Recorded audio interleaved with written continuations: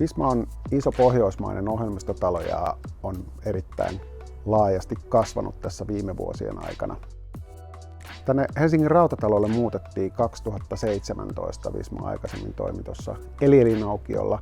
Tuli toimitilahanke projekti siihen ja siinä vaiheessa sitten itse tulin tähän Visman toimintaan mukaan näiden kiinteistöjen puolesta tai erityisesti tämän Rautatalon puolesta. Ja tässä ollaan oltu nyt sieltä asti ja ollaan vähän tehty tämmöistä toimitilamuutosta täällä muutaman vuoden aikana.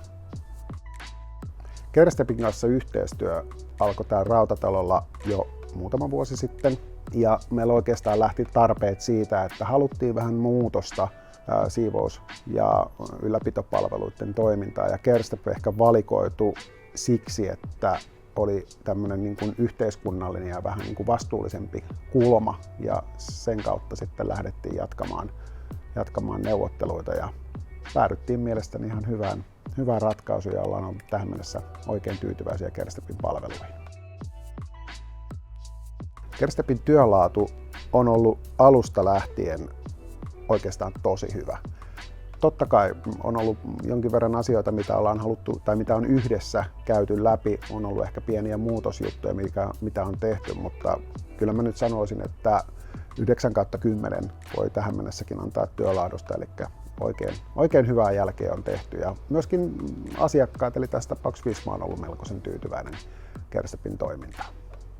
Itse henkilökohtaisesti mä oon ollut erityisen tyytyväinen siihen, että on aika nopea kommunikointi ja aika nopea reagointi. Eli jos tulee, ja kun niitä aina välillä tulee pieniä asioita, mitä tarvitsee oikaista tai korjata, niin mä oon ollut itse tosi tyytyväinen siihen, että se reagointiaika on ollut aika nopea.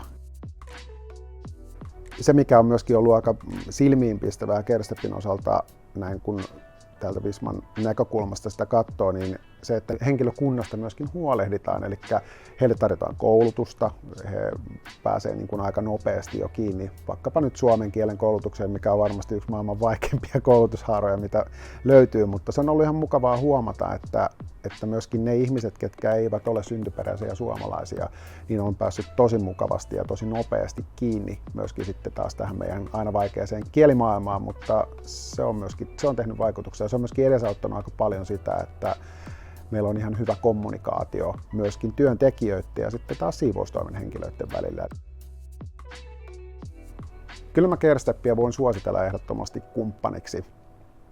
Perusteena tuossa jo aikaisemmin mainitsin tietysti tästä vastuullisuudesta ja siitä, että Kerstep kiinnittää aika paljon huomiota omaan yhteiskuntavastuuseen myöskin. Mutta ihan yhtä lailla totta kai laatu ja sitten myöskin sellainen tietynlainen niin kuin kommunikoinnin helppous sen siivoustoimen välillä, niin ne on aika tärkeitä ja ne on aika isoja asioita, jos ajatellaan niin kuin kiinteistöjen hallintaa ja asiakaspalvelua sisäisesti, niin kyllä mä näissä näkisin, että Kerstep on ollut aika vahvoilla.